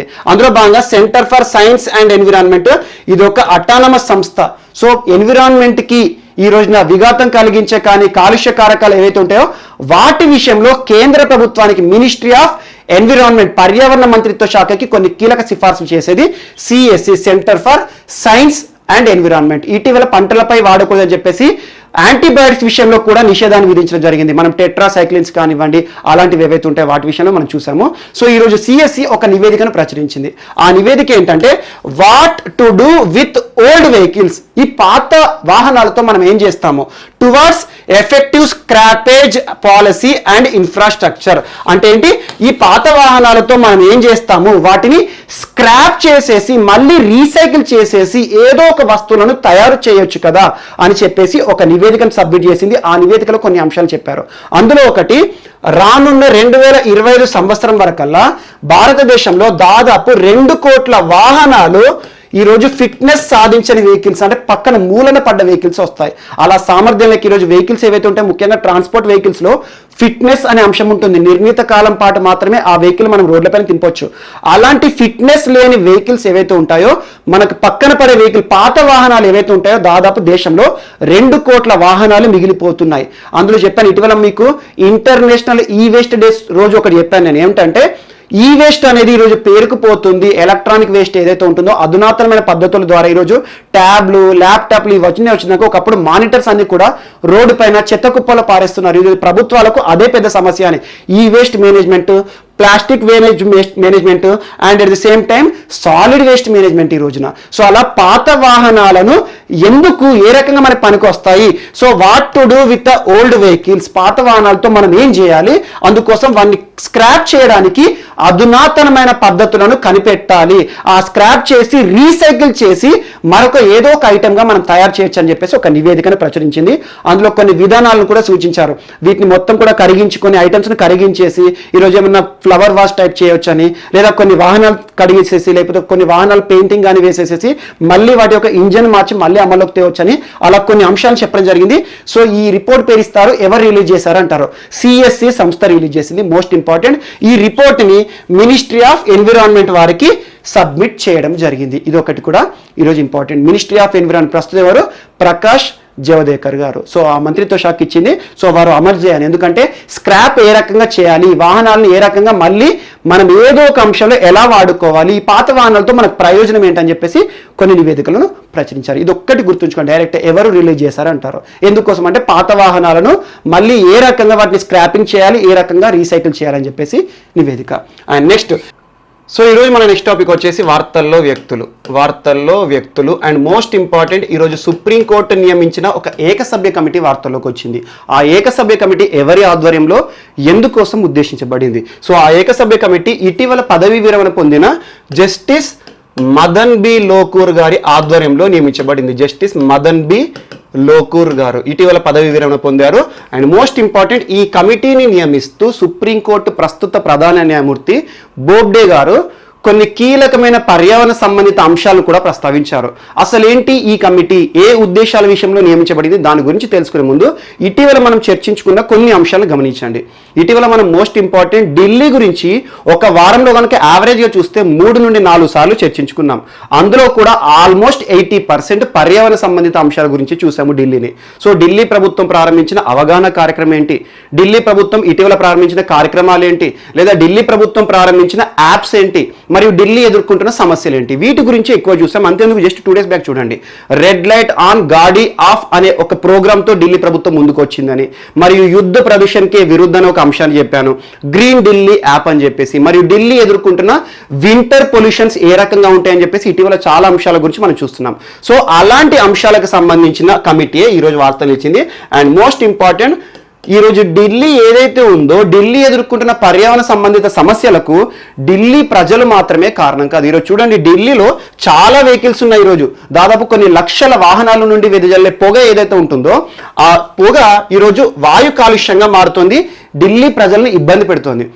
సో అలా ఢిల్లీ ఎదుర్కొంటున్న పర్యావరణ సంబంధిత సమస్యలకు ఢిల్లీ మాత్రమే కారణం కాకుండా మరికొన్ని కారణాలు కూడా ఉన్నాయి. అందులో ఏంటంటే, ఢిల్లీ చుట్టుపక్కల ఉండే రాష్ట్రాలు ఏవైతే ఉంటాయో ఆ రాష్ట్రాలు కూడా ఈరోజు ఢిల్లీని వింటర్ పొల్యూషన్స్, వింటర్ టైంలో చాలా సమస్యల బారిన గురి చేస్తున్నాయి. సో అలా పక్కన ఉండే రాష్ట్రాలు ఏంటి, example Punjab, Haryana, UP, Rajasthan. So అలా ఢిల్లీకి దగ్గరలో ఉండే రాష్ట్రాలు, చుట్టుపక్కల ఉండే రాష్ట్రాల్లో వ్యవసాయ రైతులు ఏం చేస్తారంటే, పంట చేతికి వచ్చిన తర్వాత ఆ పంటలో మిగిలిపోయిన రెసిడ్యూస్ ఉంటాయి కదా, ఈరోజు పంట చెత్త అంటారు, క్రాప్ రెసిడ్యూస్ కానివ్వండి లేదా ప్యాడీ స్టబుల్ కానివ్వండి, వాటిని ఆ పొలంలోనే దహనం చేస్తారు. ఆటోమేటిక్గా మండిస్తే ఏమవుతుంది, దట్టమైన పొగగా వస్తుంది. ఈరోజు అలా చుట్టుపక్కల వచ్చిన రాష్ట్రాలు ఏవైతే ఉంటాయో ఈ కార్యం చేయడం ద్వారా ఢిల్లీ చుట్టుపక్కల రాష్ట్రాల నుండి ఢిల్లీ చుట్టూనా కూడా ఈరోజు వింటర్ టైంలో ఢిల్లీ మొత్తం కూడా చాలా కాలుష్య సమస్యలను ఎదుర్కొంటుంది. సో అలాంటి సమస్యల గురించి ఇటీవల మనం చూస్తాం. ముఖ్యంగా పంజాబ్కి సంబంధించి ఈ ప్యాడీ స్టబుల్ బర్నింగ్ ని ఆపడానికి, అరికట్టడానికి పంజాబ్ ప్రభుత్వం కొంతమంది ప్రత్యేక అధికారులను కూడా నియమించింది. అందుకోసం స్పెషల్ ఫండ్ ని కూడా రిలీజ్ చేసింది కేంద్ర ప్రభుత్వం కానీ ఢిల్లీ ప్రభుత్వం కానీ, అవన్నీ చూస్తాం. సో ఈ రోజున ఈ కమిటీ యొక్క ఉద్దేశం ఏంటంటే, ఈ రోజు ఢిల్లీకి కారణమవుతున్న చుట్టుపక్కల రాష్ట్రాలపై అధ్యయనం చేయాలి. వేటి విషయంలో, ఈరోజు పంట చెత్త ఉంటుంది కదా, ఆ పంట చెత్త ఏదైతే ఉంటాయో, ఏ రాష్ట్రాల్లో పంట చెత్త దహనం ఎక్కువ జరుగుతుందో, crop residue burning, paddy stubble burning ఎక్కువ జరుగుతుందో ఆ రాష్ట్రాల దగ్గరికి వెళ్ళి సంప్రదిస్తారు. సో వారికి కొన్ని సూచనలు ఇవ్వడము, ఆ రాష్ట్రాల్లో ఎలాంటి ప్రభుత్వ విధానాలు ఉన్నాయి, పంట చెత్త ఏదైతే ఉంటుందో కాల్చివేయకుండా రైతులను ఏ రకంగా ప్రభుత్వాలు అరికడుతున్నాయి, ఇలాంటి అంశాలపైన అధ్యయనం చేసి సుప్రీంకోర్టుకు మళ్ళీ నివేదికను ఇస్తారు. అందుకోసం సుప్రీంకోర్టు తనకిచ్చిన అధికారాలు ఏంటంటే, ఢిల్లీ చుట్టుపక్కల ఉన్న ఏ రాష్ట్రం దగ్గరికైనా కూడా వెళ్ళొచ్చు. అండ్ వెళ్ళి ఆ రాష్ట్రాల సిఎస్లు ఉంటారు కదా, చీఫ్ సెక్రటరీ, వారి నుండి నివేదికను, ప్రభుత్వ నివేదికలను కూడా కోరవచ్చు. అలా పర్యావరణ సంబంధిత అంశాలపై తనకు కొన్ని అత్యున్నత అధికారాలను కూడా ఇచ్చింది. And at the same time central pollution control board ఏదైతే ఉంటుందో, భారతదేశంలో కాలుష్య నియంత్రణకు సంబంధించి అత్యున్నత సంస్థ సెంట్రల్ పొల్యూషన్ కంట్రోల్ బోర్డు కూడా సుప్రీంకోర్టు కొన్ని ఆర్డర్స్ ఇచ్చింది. ఏంటంటే, ఈరోజు మదన్ బి లోకూర్ గారి కమిటీ, ఏకసభ్య కమిటీ ఏదైతే ఉంటుందో, తాను ఏవైతే అధ్యయనం చేయాలనుకుంటున్నారో దానికి సపోర్ట్ కనుక మీ నుండి కావాల్సి వస్తే మీరు కూడా తనకి ఖచ్చితంగా సహకరించాలని, అలా సుప్రీంకోర్టు దాదాపు 4-5 రాష్ట్రాల సిఎస్లకి, సిఎస్ అంటే చీఫ్ సెక్రటరీస్, ప్రభుత్వాలకి, అధికారులకి, మరియు at the same time central pollution control board కూడా ఆర్డర్ ఇచ్చింది. అలా మదన్ బి లోకూర్ గారికి మీరు ఖచ్చితంగా సహకరించాలి. ఈరోజు పంట చెత్త ఏదైతే ఉంటుందో వాటికి సంబంధించి అధ్యయనం చేయడానికి తను కృషి చేస్తున్నాడు. దానికి సంబంధించిన అంశమే ఈ రోజున ఏకసభ్య కమిటీ. ఏకసభ్య కమిటీ అంటే ఏంటి, తనే అధ్యయనం చేస్తాడు, తనే నివేదికను సమర్పిస్తాడు. అండ్ మోస్ట్ ఇంపార్టెంట్, ఈ కమిటీని నియమిస్తూ సుప్రీంకోర్టు ప్రధాన న్యాయమూర్తి గారు కొన్ని కీలకమైన అంశాలు చెప్పారు. ఈ రోజు పర్యావరణం, కలుషితం లేని గాలిని పీల్చుకునే హక్కు ప్రతి వ్యక్తికి ఉండాల్సిందే. ఈరోజు right to food, right to live, right to water ఎలాగో right to clean environment is also fundamental right అని చెప్పారు. అండ్ దీని గురించి సుప్రీంకోర్టు కీలక కొన్ని కేసులు కూడా ఉన్నాయి. మీరు చూడండి, సుభాష్ కుమార్ కేసు అనేది ఉంటుంది ఒకటి, Subhash Kumar case 1991, Subhash Kumar versus state of Bihar.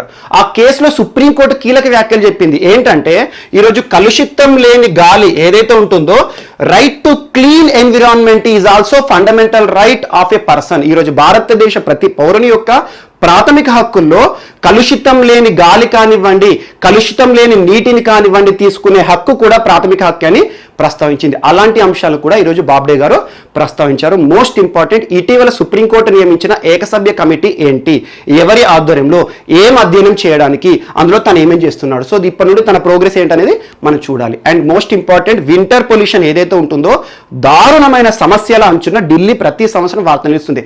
Even మనం వింటర్ సీజన్లో ఢిల్లీ గనక పోతే మనం కామన్గా బ్రతకడానికి ఆక్సిజన్ పీల్చుకుంటాము. అలాంటిది ఢిల్లీలో వింటర్ సీజన్లో మనం ఆక్సిజన్ ఏదైతే ఉంటుందో గాలిని పీల్చుకుంటే చనిపోయే ప్రమాదం కూడా ఉంటుంది. కంటిన్యూ ఒక రోజు కాదు, చాలా రోజుల పాటు ఉన్నామనుకోండి, మనకు ఈరోజు రెస్పిరేటరీ డిసీజెస్ కూడా వస్తాయి. అలాంటి ప్రమాదపు అంచున వింటర్ సీజన్లో ఢిల్లీ ఉంటుంది. దాన్ని అరికట్టడానికి ఈ రోజున ఒక ఏకసభ్య కమిటీ అనేది అధ్యయనం చేయడానికి వాటికి ఏమేమి కారణమవుతున్నాయి, ఏ రాష్ట్ర ప్రభుత్వాలు ఢిల్లీ చుట్టుపక్కల ఉన్న రాష్ట్రాలు ఎలాంటి పద్ధతులను అవలంబించాలని చెప్పేసి తను నివేదికను పూర్తి చేస్తాడు, రాష్ట్రాలకు సూచన కూడా చేస్తాడు. ఇది ఒకటి మోస్ట్ ఇంపార్టెంట్. అండ్ దీంతో పాటు ఢిల్లీకి సంబంధించి ఒక అంశాన్ని ఇక్కడ మీరు లింక్ చేసుకోండి. ఎన్ఫ్యూజర్ అనే ఒక అంశం వార్తలు నిలిచింది. Environmental information fusion service, environmental information fusion service.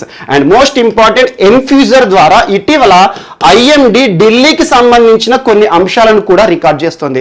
Most important, ఢిల్లీకి సంబంధించిన అంశాలు. ఈరోజు ఢిల్లీ ఎదుర్కొంటున్న అతిపెద్ద సమస్య గాలి కాలుష్యం.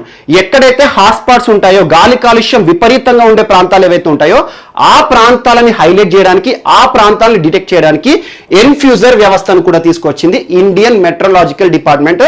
ఈ ఎన్ఫ్యూజర్ వ్యవస్థ కోసము ఫిన్నిష్ మెట్రలాజికల్ ఇన్స్టిట్యూట్ వారు కూడా సాయం చేశారు, ఫిన్లాండ్ వారు కూడా సాయం చేశారు. అలా ఎన్ఫ్యూజర్ సాయంతో ఢిల్లీలో గాలి కాలుష్యాన్ని అరికట్టడానికి ఈ రోజు ప్రభుత్వము చాలా వరకు కూడా సాయం చేస్తుంది. అండ్ ఇందులో భాగంగా ఇటీవల చూడండి, ఈ కమిటీ ఏదైతే ఉందో ఏకసభ్య కమిటీని సుప్రీంకోర్టు వేసినప్పుడు ప్రకాష్ జవదేకర్ గారు, కేంద్ర మంత్రి ప్రస్తుతం ప్రకాష్ జవదేకర్ గారు, కేంద్ర పర్యావరణ శాఖ మంత్రి గారు ఒక అంశాన్ని చెప్పారు. ఈరోజు ఢిల్లీలో ఏర్పడుతున్న కాలుష్యం ఏదైతే ఉంటుందో, చుట్టుపక్కల ఉండే రాష్ట్రాల నుండి వచ్చే చెత్త కాలుష్యం, చెత్తను మండించడం ద్వారా వచ్చే కాలుష్యం కేవలం 4% మాత్రమే. దానికి ఇంతలా ఎందుకు అన్నట్టు ఒక అంశాన్ని తీసుకురావడం వరకు సోషల్ మీడియాలో కూడా చాలా దుమారం రేగుతోంది. ఎందుకంటే 4%, 1% అని మనం గాలి కాలుష్యాన్ని మెజర్ చేస్తామని చెప్పేసి అరవింద్ కేజ్రీవాల్ గారు చేసిన మెసేజ్ ట్రోలింగ్ అవుతుంది. సో ఈ రకంగా గాలి కాలుష్యం అనేది ఈరోజు ఢిల్లీ గురించి చర్చించుకోవాలంటే ఖచ్చితంగా గాలి కాలుష్యం లేదా పర్యావరణ సంబంధిత అంశాల విషయంలోనే ఖచ్చితంగా మీకు ఎగ్జామ్లో ఇట్లా అడుగుతారు. అదొకటి. అండ్ ఎన్ఫ్యూజర్ వ్యవస్థ ద్వారా ఢిల్లీలో ఎక్కడైతే హాట్స్పాట్స్ ఉంటాయో, ఎయిర్ రిలేటెడ్ ఇష్యూస్ ఉంటాయో, సమస్యలు ఉంటాయో ఆ ప్రాంతాలను డిటెక్ట్ చేయడానికి Indian metrological department of ministry of earth sciences వారు ఈ వ్యవస్థను వాడుకుంటున్నారు. సో మోస్ట్ ఇంపార్టెంట్, ఈ వ్యవస్థ కోసం ఫిన్నిష్ మెట్రలాజికల్ ఇన్స్టిట్యూట్ వారు సాయం చేస్తున్నారు. సో మోస్ట్ ఇంపార్టెంట్, ఫిన్లాండ్ వారి సాయంతో ఈరోజు గాలి కాలుష్యం ఎక్కువగా ఉండే ప్రాంతాలను మనం డిటెక్ట్ చేసామనుకోండి, డిటెక్ట్ చేస్తేనే ఆ ప్రాంతాల్లో ఆ సమస్యకు మనం ట్యాక్లింగ్ చేయొచ్చు, పరిష్కారాన్ని కూడా చూడవచ్చు. సో అలాంటి ఒక అంశం వార్తలు నిలిచింది. మోస్ట్ ఇంపార్టెంట్, ఈ కమిటీ గురించి చూసుకోండి. అండ్ నెక్స్ట్, ఈరోజు ఆస్కార్ అవార్డుకి సంబంధించి ఒక మోస్ట్ ఇంపార్టెంట్, ఆస్కార్ అవార్డు కంటే కూడా ఒక వ్యక్తి వార్తలు నిలిచారు భారతదేశం నుండి. అండ్ ఒక అంశం గుర్తుంచుకోండి, ఒక సినీ రంగంలో ఉండే ఒక నటుడైనా, ఒక నటీమైనా కూడా, ఒక యాక్ట్రెస్ అయినా, ఒక యాక్టర్ అయినా కూడా జీవితంలో ఒక్కసారన్నా ఆస్కార్ అవార్డు ఫంక్షన్కి పోతే చాలనుకుంటారు. అంటే అంతటి ప్రతిష్టాత్మకమైన పురస్కారాలు ఆస్కార్ అవార్డ్స్. సో అటువంటిది ఒక సినీ రంగ నటుడు కానివ్వండి, ఒక యాక్ట్రెస్ కానివ్వండి గెలుచుకున్నారనుకో, ఆస్కార్ పురస్కారం గెలుచుకున్నారనుకోండి, ప్రపంచవ్యాప్తంగా వారికి వచ్చే గుర్తింపు మామూలు కాదు. సో అలాంటి చాలా అత్యున్నత పురస్కారాలు సినీ రంగంలో ఆస్కార్ అవార్డ్స్. కానీ ఇటీవల జరగాల్సిన ఆస్కార్ అవార్డ్స్ ఏవైతే ఉంటాయో, మనకి ఫిబ్రవరిలో జరగాల్సిన ఆస్కార్ అవార్డ్స్ పోస్ట్ పోన్ అయినాయి. అత్యంత ఎక్కువ కాలం పోస్ట్ పోన్. ఇప్పటి వరకు ఆస్కార్ చరిత్రలో అన్ని రోజుల పాటు అంత సుదీర్ఘంగా ఎప్పుడు కూడా ఆస్కార్ అవార్డ్స్ మనకి పోస్ట్ పోన్ కాలేదు. సో అలాంటి ఆస్కార్ అవార్డ్స్ పక్కన పెడితే, భారతదేశం నుండి మొట్టమొదటి వ్యక్తి ఆస్కార్ పురస్కారాన్ని తీసుకున్న వ్యక్తి, ఆస్కార్ పురస్కార గ్రహీత మరణించడం జరిగింది. మోస్ట్ ఇంపార్టెంట్, తన పేరు భాను అత్తయ్య. సో భాను అత్తయ్య గారు ఇటీవల వార్తలు నిలిచారు. ఏ రంగానికి సంబంధించిన ప్రసిద్ధ వ్యక్తి అంటారు? సినీ రంగానికి సంబంధించి 1982లోనే ఆస్కార్ పురస్కారాన్ని గెలుచుకున్న మొట్టమొదటి ఇండియన్. అండ్ మోస్ట్ ఇంపార్టెంట్, తను ఏ రంగానికి సంబంధించిన వ్యక్తి అంటే సినీ రంగమే. సినీ రంగంలో యాక్టర్ ఉంటారు, సహనటులు ఉంటారు, మ్యూజిక్ డైరెక్టర్స్ ఉంటారు, కొరియోగ్రాఫర్స్ ఉంటారు. సో ఎందులో ప్రసిద్ధి చెందిన వ్యక్తి అంటే కాస్ట్యూమ్ డిజైనర్. కాస్ట్యూమ్ డిజైనర్ అంటే ఏంటి? ఈరోజు సినిమాలో హీరో కానీ హీరోయిన్స్ కానీ వాళ్ళందరూ ఉంటారు కదా, వారికి సంబంధించి ఎలాంటి వస్త్రధారణ ఉండాలని చెప్పేసి డిజైనింగ్ చేసే వ్యక్తి. తను ఏ సినిమాకి సంబంధించి ఆస్కార్ అవార్డు గెలుచుకున్నారంటే గాంధీ సినిమా. గాంధీ అనే సినిమా 1982 డైరెక్టర్ రిచర్డ్ అటెన్బరో గారు డైరెక్షన్ చేసిన ఒక సినిమా ద్వారా బెస్ట్ కాస్ట్యూమ్ డిజైనర్ కోటాలో ఆస్కార్ పురస్కారాన్ని పొందిన మొట్టమొదటి భారతీయ వ్యక్తి ఈ రోజున మరణించడం జరిగింది. ఎవరు వారు అంటారు. So Bhanu Athaiya most important personality and first scene ఇండియాలో ఉంటాయి కదా, అందులో కూడా రాసుకోవచ్చు. సో ఆ రకంగా ఆస్కార్ పురస్కారం పొందిన ఒక వ్యక్తి ఈ రోజు మరణించి వార్తలు ఇచ్చారు. ఖచ్చితంగా గుర్తుంచుకోండి. ఏ రంగంలో ప్రసిద్ధురాలు, ఆస్కార్ అవార్డుకి సంబంధించి కానివ్వండి, ఇలాంటి బిట్స్ అడుగుతారు. ఓకే, నెక్స్ట్ ఈరోజు ఇంకొక అంశము, నైటింగేల్ ఆఫ్ గుజరాతీ అనే బిరుదు గల వ్యక్తి. నైటింగేల్ ఆఫ్ గుజరాత్ గానకోకిల అంటారు. చాలా పాటలు పాడింది ఒక ప్రసిద్ధ గాయని. ముఖ్యంగా గుజరాత్ మరియు భోజ్పురి ప్రాంతాల్లో, గుజరాత్ అండ్ భోజ్పురి భాషల్లో తను పాడిన పాటలకి ప్రపంచవ్యాప్తంగా కూడా గుర్తింపు తెచ్చుకున్న వ్యక్తి ఈ రోజున మరణించడం జరిగింది. ఆ వ్యక్తి పేరు కౌముది మున్షి. ఎవరు కౌముది మున్షి అంటే ప్రసిద్ధ గుజరాతీ మరియు భోజ్పురి భాషలో చాలా పాటలు పాడిన గాయని, చాలా విశిష్ట పురస్కారాలు కూడా పొందిన వ్యక్తి అండ్ మోస్ట్ ఇంపార్టెంట్ కోవిడ్-19 బారిన పడి చనిపోయిన మరొక వ్యక్తి. ఇటీవల మనం చూస్తున్నాం కోవిడ్-19 బారిన పడి చాలా మంది మరణిస్తున్నారు. ప్రముఖులు అండ్ మంత్రుల గురించి అయితే తరచూ చూస్తున్నాం. ఈ వారంలోనే ఇద్దరు మంత్రులు కూడా బీహార్ రాష్ట్రానికి సంబంధించి ప్రస్తుతం అధికారంలో ఉన్న మంత్రులు చనిపోయారని చెప్పాను. అండ్ ప్రసిద్ధ గాయకుడు మనకు ఎస్పీ బాలసుబ్రహ్మణ్యం ఒక ప్రముఖ గాయకుడు చనిపోయాడు. సో అలాంటి ప్రముఖులు ఈ రోజు కోవిడ్ బారిన పడి చనిపోతున్నారు కదా, అలాంటి కోవిడ్ బారిన పడి చనిపోయిన మరొక వ్యక్తి ఒక ప్రసిద్ధ గాయని, గుజరాతీ భోజ్పురి భాషలో తను పాడిన పాటలకి ప్రపంచవ్యాప్తంగా గుర్తింపు పొందిన వ్యక్తి, ఈ రోజున కోవిడ్-19 బారిన పడి చనిపోయిన వ్యక్తి కౌముది మున్షి గారు. సో ఖచ్చితంగా గుర్తుంచుకోండి, కౌముది మున్షి గారు ఇటీవల వార్తలు ఇచ్చిన వ్యక్తి, ఏ రంగానికి సంబంధించిన వ్యక్తి, సో ఏ భాషల్లో తనకు గుర్తింపు వచ్చింది అంటారు, ఎలా చనిపోయింది కోవిడ్-19 బారిన పడి. అండ్ నెక్స్ట్ బల్వీందర్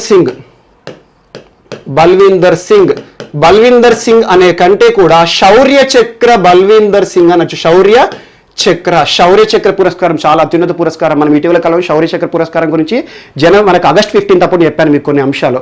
సో శౌర్య చక్ర పురస్కారం ఏదైతే ఉంటుందో ఆ అవార్డు పురస్కార గ్రహీత బల్వీందర్ సింగ్ గారు ఈ రోజున చనిపోయారు. Most important personality. ఏంటంటే దాదాపు ఉగ్రవాదానికి, తీవ్రవాదానికి వ్యతిరేకంగా విశిష్ట కృషి చేసిన వ్యక్తి. జస్ట్ నిన్న చనిపోయాడు. యాక్చువల్గా తను చనిపోయే ముందు జరిగిన ఒక సంఘటన చూడండి. తను బ్రతుకున్నంత కాలం ఈ 1 ఇయర్లోనే, జస్ట్ 2020లోనే తన పైన దాదాపు 62 సార్లు తీవ్రవాదులు దాడి చేశారు. ఆ దాడులకు సంబంధించి డీజీపీకి కూడా, పంజాబ్ డీజీపీకి ఒక కంప్లైంట్ కూడా ఇచ్చారు. నా పైన సురక్షితమైన అంశాలు లేవు, ఈరోజు భద్రతా సంబంధిత సమస్యలతో ఎదుర్కొంటున్నాను, సో సెక్యూరిటీ ప్రాబ్లమ్స్ పరంగా నాకు భద్రతను పెంచండి అని కూడా రాశారు. సో అలాంటి వ్యక్తి ఈ రోజున టెర్రరిస్టుల బారిన అంటున్నారు, ఎందుకంటే గుర్తు తెలియని దుండగుల బారిన పడి తుపాకీ గుళ్ళకి బలైపోయాడు బల్వీందర్ సింగ్. సో ఇటీవల వార్తలు నిలిచిన బల్వీందర్ సింగ్ ఏ పురస్కారాన్ని పొందారంటే శౌర్య చక్ర పురస్కారాన్ని. బ్రతుకున్నంత కాలము తీవ్రవాదాన్ని తుదమొట్టించడానికి, అరికట్టడానికి శాయశక్తులా కృషి చేసిన వ్యక్తి, పంజాబ్కి సంబంధించిన కీలక వ్యక్తి ఈ రోజున చనిపోయారు. బల్వీందర్ సింగ్, శౌర్య చక్ర బల్వీందర్ సింగ్ గారు. సో ఎప్పటికి కూడా తను చేసిన సేవలు మనలో ఉంటాయి. So most important person. And next Kishore Bhimani. So ప్రసిద్ధ journalist, sports journalist and commentator. Sports commentators, క్రీడలు వచ్చినప్పుడు కామెంటరీ లేకుండా మనకు చూడబుద్ది కాదు. సో అలా కామెంటరీ వస్తుంది కదా, స్పోర్ట్స్ కామెంటరీ. అందులోనూ క్రికెట్కి చాలా కామెంటరీ ఇచ్చారు, చాలా క్రికెట్ మ్యాచ్లో కూడా కామెంటరీ ఇచ్చాడు. అండ్ 2013లో lifetime achievement in journalism కూడా పొందాడు. అంటే జర్నలిజంలో జీవితకాల సాఫల్య పురస్కారం ఉంటుంది కదా, అది కూడా పొందిన గ్రహీత ఈ రోజున చనిపోవడం జరిగింది. ఇటీవల చనిపోయిన కిషోర్ బిమానీ ఏ రంగానికి సంబంధించిన వ్యక్తి అంటారు? జర్నలిజం. అందులోనూ స్పోర్ట్స్కి సంబంధించి చాలా కాలమ్స్ రాశాడు. ఒక గ్రేట్ అనలిస్ట్ కూడా, ఒక కామెంటేటర్. క్రీడలకు సంబంధించి ఏదైనా లైవ్ టెలికాస్ట్ కూడా పక్కన కామెంటరీస్ తీసుకున్నాడు. అలాంటి వ్యక్తి 2013లో lifetime achievement in journalism కూడా పొందిన వ్యక్తి ఈ రోజున మరణించడం జరిగింది. ఖచ్చితంగా చూడండి, తన గురించి కూడా రావచ్చు. And next Vishal V Sharma. ఎవరు విశాల్ వి శర్మ అంటే ఇటీవల ఇండియన్ పర్మనెంట్ రిప్రజెంటేటివ్ టు యునెస్కోగా వార్తలు నిలిచారు. యునెస్కో సంస్థ గురించి మనం తరచూ చూస్తాము. So United Nations Educational, Scientific, Cultural Organization. UNESCO head quarter ఇక్కడ ప్యారిస్ హెడ్ క్వార్టర్గా పనిచేస్తుంది. యునెస్కో ప్రపంచంలోని సంస్కృతికి నెలవైన ప్రత్యేక ప్రాంతాలను కానివ్వండి, ప్రసిద్ధి చెందిన ప్రాంతాలను గుర్తించి వరల్డ్ హెరిటేజ్ సైట్స్గా కూడా గుర్తిస్తుంది. వరల్డ్ హెరిటేజ్ సైట్స్ గురించి చూడండి, ఖచ్చితంగా బిట్స్ వస్తాయి. ఇండియాలో ఉన్న ప్రపంచ వారసత్వ కట్టడాలు కానీ నిర్మాణాలు కానీ వాటి గురించి చూడండి, ఖచ్చితంగా రెగ్యులర్గా వాటి నుండి బిట్స్ పడుతాయి. సో అలా యునెస్కోకి సంబంధించి భారతదేశం నుండి ఇండియన్ పర్మనెంట్ రిప్రజెంటేటివ్గా నియమితులైన వ్యక్తి ఈ రోజున విశాల్ వి శర్మ గారు. మోస్ట్ ఇంపార్టెంట్, ఒక అంబాసిడర్ హోదాలో ఈ రోజున యునెస్కోకి భారత్కి మధ్యలో సంబంధాలని ఏ రకంగా ముందుకు తీసుకెళ్తారో చూడాలి. ఎందుకంటే యునెస్కోకి కానీ కొన్ని సంస్థలు ఉంటాయి, ఐక్యరాజ్య సమితి అనుబంధ రంగ సంస్థలు ఏవైతే ఉంటాయో, మరియు ఐక్యరాజ్య సమితికి కూడా ఇటీవల కాలం మనం చూసాము టిఎస్ త్రిమూర్తి గారు కానివ్వండి, ఇలాంటి వ్యక్తులు ఎవరైతే ఉంటారో భారత్కి మరియు పలానా సంస్థ ఏ సంస్థకైతే వాళ్ళు రిప్రజెంటేటివ్గా ఉంటారో ఆ రెండు సంస్థల మధ్యలో సంబంధాల విషయంలో బలోపేతం చేసేటట్టుగా కృషి చేయాలి. అలా భారత్కి మరియు ఆ సంస్థకి మధ్యలో సంబంధాలకు సంబంధించి పర్యవేక్షణ చేసేవారు వార్తలు ఇస్తున్నారు. అలా విశాల్ వి శర్మ గారు ఈరోజు యునెస్కోకి సంబంధించి పర్మనెంట్ రిప్రజెంటేటివ్గా వార్తలు ఇచ్చారు. భారత ప్రభుత్వం నియమించింది. Most important person. And next ఈరోజు Michael Irani international weightlifting federation కి ఇంటరిమ్ ప్రెసిడెంట్ గా వార్తలు నిలిచారు. సో స్పోర్ట్స్ కి సంబంధించి డైరెక్ట్ బిట్ చూసుకోండి. ఇటీవల వార్తల్లో నిలిచిన డాక్టర్ మైకేల్ ఇరానీ ఎందుకోసం వార్తల్లోకి వచ్చారు అంటారు. సో ఇంటర్నేషనల్ వెయిట్ లిఫ్టింగ్ అంటే ఏంటి, మనకి కర్ణం మల్లేశ్వరి చూసే ఉంటారు, మనం చిన్నతనంలో కర్ణం మల్లేశ్వరి సంబంధించి చాలా వరకు వార్తలు చూస్తాం. సో వెయిట్ లిఫ్టింగ్ కి సంబంధించి ప్రపంచవ్యాప్తంగా నియంత్రణ చేసే సంస్థ, పర్యవేక్షణ చేసే సంస్థ, ఆ సంస్థకి అధ్యక్షుడిగా ఈ రోజున పదవిలో ఉన్నారు. సో మైకేల్ ఇరానీ గారు ఎందుకు వార్తలోకి వచ్చారు అంటారు. సో తనకు సంబంధించిన అంశాన్ని చూడండి. అండ్ నెక్స్ట్ స్పోర్ట్స్కి సంబంధించి ఇక్కడ యాడ్ చేసుకోండి. ఒడిషా ప్రభుత్వం ఇటీవల ఒక కీలక నిర్ణయం తీసుకుంది. రానున్న 2023 వరకు అంటే రానున్న 3 సంవత్సరాల పాటు ఒడిషా భారత రగ్బీ జట్టుకి స్పాన్సర్ గా ఉండబోతోంది అని చెప్పేసి ఓ అగ్రిమెంట్ కూడా చేశారు. ఇటీవల కళింగ స్టేడియం, ఒడిషాలో ఉన్న కళింగ స్టేడియంలో ఈ అగ్రిమెంట్ కూడా జరిగింది. మోస్ట్ ఇంపార్టెంట్, భారత రగ్బీ జట్టుకి రానున్న 3 ఏళ్ల పాటు స్పాన్సర్ గా ఉండబోతున్న వారు ఎవరంటే ఒడిషా ప్రభుత్వం. ఈరోజు అధికారికంగా వారికి ఉండే ఖర్చులు ఏవైతే ఉంటాయో స్పాన్సర్, వాళ్ళు వేసుకునే టీషర్ట్స్ పైన కానివ్వండి, లేకపోతే వారు వేసుకునే ఏమైనా ఉంటాయి కదా ఎక్విప్మెంట్స్, దానిపైన ఒడిషాకి సంబంధించిన అడ్వర్టైజ్మెంట్ కూడా ఉంటుంది. సో అలా రానున్న 3 సంవత్సరాల పాటు భారత రగ్బీ జట్టు, ఇండియా టీం ఇంటర్నేషనల్ లో ఆడుతుంది కదా జాతీయ జట్టు, సో అలా ఇంటర్నేషనల్ మ్యాచెస్ ఆడే భారత జాతీయ జట్టు రగ్బీకి సంబంధించి రానున్న 3 ఏళ్ల పాటు 2023 వరకు మేము స్పాన్సర్ గా ఉంటామని చెప్పేసి ఒడిషా ప్రభుత్వం ముందుకు వచ్చింది. దీనికి సంబంధించి ఇండియన్ రగ్బీ ఫుట్బాల్ యూనియన్ తో ఒప్పందం కూడా కుదిరింది. Indian rugby football union. So most important, so రగ్బీకి సంబంధించిన అంశము ఈరోజు వార్తలు నిలిచింది. అండ్ నెక్స్ట్ మార్క్ కార్నీ ఎవరంటే ప్రస్తుతం governor of England central bank. So central bank అంటే ఒక్కొక్క దేశానికి ఒక రిజర్వ్ బ్యాంక్ లాగా ఒక అత్యున్నత బ్యాంక్ ఉంటుంది. బ్యాంకులకే బ్యాంక్, మన ఇండియా తీసుకోండి ఆర్బీఐ రిజర్వ్ బ్యాంక్, బ్యాంకింగ్ ఈరోజు భారతదేశంలోని అన్ని బ్యాంకులను కూడా నియంత్రణ చేసే సంస్థ. అలా ఒక్కొక్క దేశానికి అత్యున్నత బ్యాంకులు ఉంటాయి కదా, అలాంటి అత్యున్నత బ్యాంకు ఈరోజు ఇంగ్లాండ్కి సంబంధించింది. బ్యాంక్ ఆఫ్ ఇంగ్లాండ్ లో అత్యున్నత బ్యాంకు, దానికి సంబంధించి గవర్నర్ గా పనిచేస్తున్నారు. తను ఇటీవల ఒక అత్యున్నత పురస్కారం పొందారు. The best or governor of bank central bank award పొందాడు. గవర్నర్ ఆఫ్ సెంట్రల్ బ్యాంక్ అంటే ప్రపంచంలో ఉన్న రిజర్వ్ బ్యాంకులు కానివ్వండి, అత్యున్నత బ్యాంకులు ఉంటాయి ఒక్కొక్క దేశానికి, అందులో గవర్నర్ ఎవరైతే ఉంటారో మన ఇండియాకి సంబంధించి శక్తికాంత దాస్ గారు ఉన్నారు. అలా అందరు గవర్నర్లలో ద బెస్ట్ పర్ఫార్మెన్స్ ఇస్తున్న banking governor, central bank governor గా ఒక ప్రతిష్ట పొందిన వ్యక్తి, ఇటీవల జరిగిన సెంట్రల్ బ్యాంకింగ్ అవార్డ్స్ లో పొందిన వ్యక్తి. మోస్ట్ ఇంపార్టెంట్, ఇందులో ఇంకొక అంశం కూడా, సెంట్రల్ బ్యాంక్ ఆఫ్ ఘనా ఏమో అత్యున్నత సెంట్రల్ బ్యాంక్ పురస్కారాన్ని పొందింది. అత్యున్నత గవర్నర్ గానేమో Mark Carney bank of England కి సంబంధించిన వ్యక్తి వార్తలు ఇచ్చారు. అలా ఒక వ్యక్తి మరియు సంస్థ, ముఖ్యంగా బ్యాంకింగ్ కి సంబంధించి సెంట్రల్ బ్యాంక్ పురస్కారాలకి సంబంధించిన అంశము. డైరెక్ట్ బిట్ గుర్తుంచుకోండి.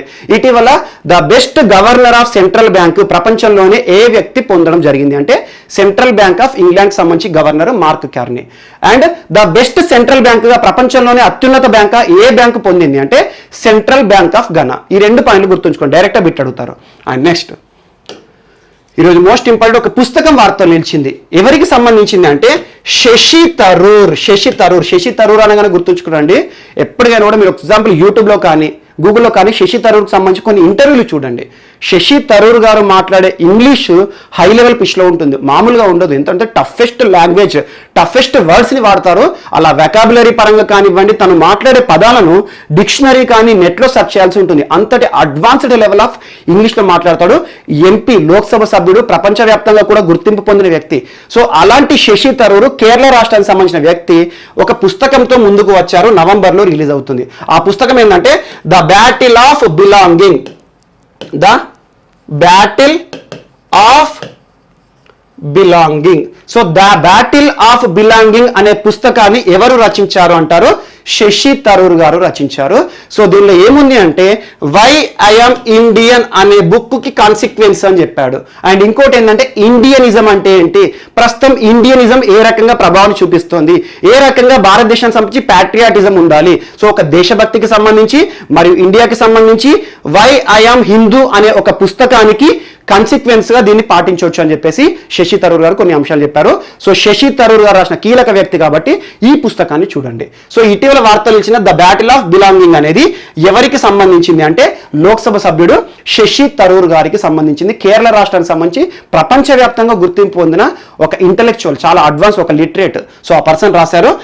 దేనికి సంబంధించింది అంటే nationalism, patriotism and what it means to be Indian. So Indianism అంటే ఏంటి, ఇండియన్ అంటే ఏంటి, ఏ రకంగా ఉండాలి అని చెప్పేసి దేశభక్తికి సంబంధించిన ఒక అంశం అని చెప్తున్నారు. సో నవంబర్లో రిలీజ్ కాబోతుంది. దానికి సంబంధించిన అంశాలు ఏంటో అది రిలీజ్ అయితే చూద్దాం. సో ఇవి మనకు ఈ రోజున వార్తలు నిలిచిన అంశాలు. మిస్లైనస్ అంశాలు ఏమైనా మిగిలిపోయినట్టుంటే మాత్రం రేపటి క్లాస్లో యాడ్ చేసుకొని నేర్చుకుందాం. రేపు కలుద్దాం. Thank you.